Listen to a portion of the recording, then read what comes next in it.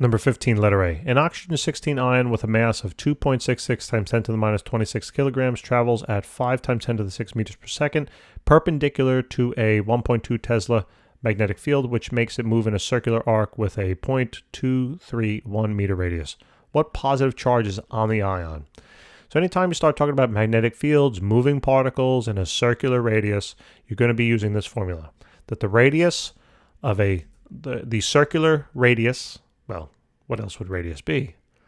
But the radius of a circular orbit, all right, of a moving charged particle in a magnetic field will equal the mass of that moving charged particle multiplied by the tangential velocity of that moving charged particle, that is in meters per second, not radians per second, okay?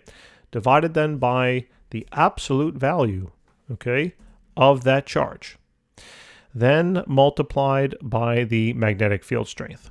Now, I'm just going to get rid of those absolute values, okay? It's really unnecessary in this particular problem, but just remember that when you're calculating, just plug in the magnitudes here, okay? Not necessarily the signs. So if I want to solve this for charge, look, just do a little cross multiplication, and look at how beautiful that is, right? It's how simple. All we now have to do is plug in our values. So what's the mass? They told us the mass of this moving charged particle is now going to be 2.66 times 10 to the minus 26 kilograms. Those are the standard units here in physics. What's the tangential velocity? It's 5 times 10 to the 6. How did I know that that's tangential when they didn't state it? It's meters per second. Those are the units of tangential velocity. The angular velocity would have been radians. Oop, not theta, but radians per second. Okay? If they gave that to you, we just have to do a conversion. No big deal. The radius of curvature, that is in meters, and fortunately they gave that to us, of 0.231. And then the magnetic field strength, they told you, is 1.20 Tesla. Those are the standard units, okay, Tesla. So calculate 2.66 times 10 to the minus 26, multiplied then by 5 times 10 to the 6th, divided now by parenthesis 0.231 times then 1.2. So here's the charge now. So the charge is now about 4.7, I guess 80, right? 4.80, consider rounding, times 10 to the minus 19th coulombs. Okay, that's the charge.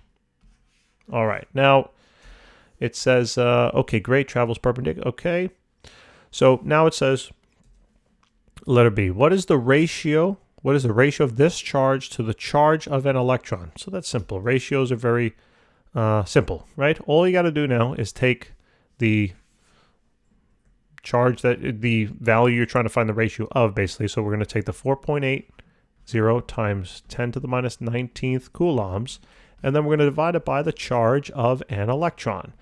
Now, don't worry about the negative signs and whatnot, okay?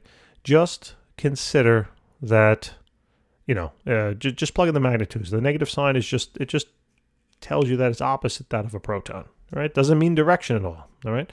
So when we do the math here, guess what this ratio comes out to be?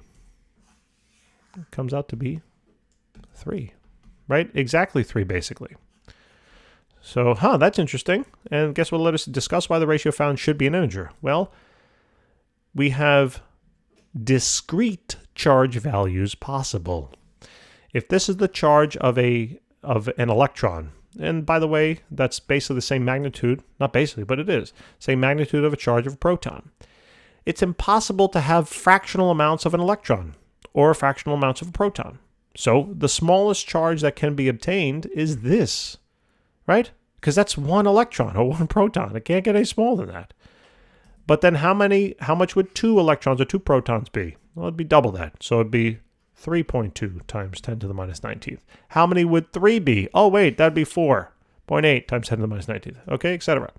So they are discrete values. You cannot chop up an electron or a proton and have it, you chop up its charge. It's not going to happen, okay? We're not chopping things up. So anyway, that takes care of that, guys. Thanks for tuning in. Hopefully that helps. Please remember to help us out. Tell your friends, subscribe, like, you know what to do, and I'll see you in the next problem. Take care.